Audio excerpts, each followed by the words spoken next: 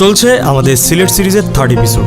সিলেট ভ্রমণের দ্বিতীয় দিন যাচ্ছি সিলেট শহর থেকে প্রায় 57 কিলোমিটার দূরে বাংলাদেশ এবং ভারতের সীমান্তবর্তী এলাকায় জাফলংয়ে। তাছাড়াও দেখব মেঘালয় সীমান্তে অবস্থিত মায়াবী ঝর্ণা। সিলেটের প্রাকৃতিক সৌন্দর্য আমাকে মুগ্ধ করতে পারলেও মুগ্ধ করতে পারেনি এখানকার লোকাল জনগণ।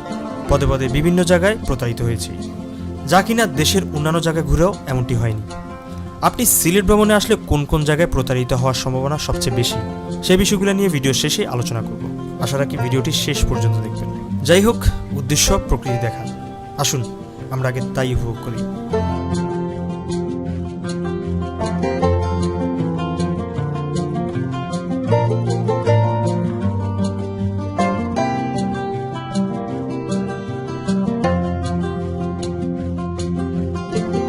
গতকালও কিন্তু প্রচুর পরিমাণে রোদ ছিল, আজকেও কাঠফাটা রোদ।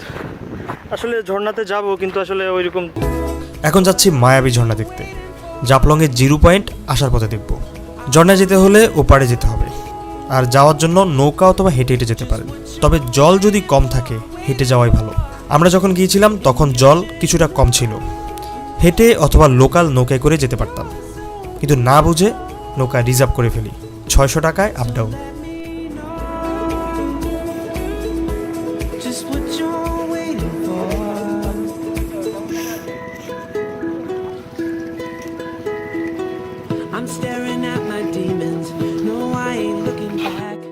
নৌকা থেকে নেমে হাঁটতে হবে আরও 10 মিনিট।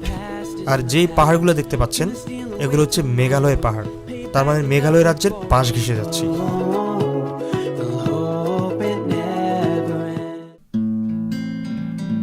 এটি হচ্ছে সেই মায়াবী ঝর্ণা, কিন্তু ঝর্ণায় এখন জল দেখা যাবে না, কারণ এখন বর্ষার সময় না। তবু 2-1 জায়গায় জল গড়িয়ে পড়তে দেখা যাচ্ছে, আর তাতে স্নান সেরে নিচ্ছে অনেকে।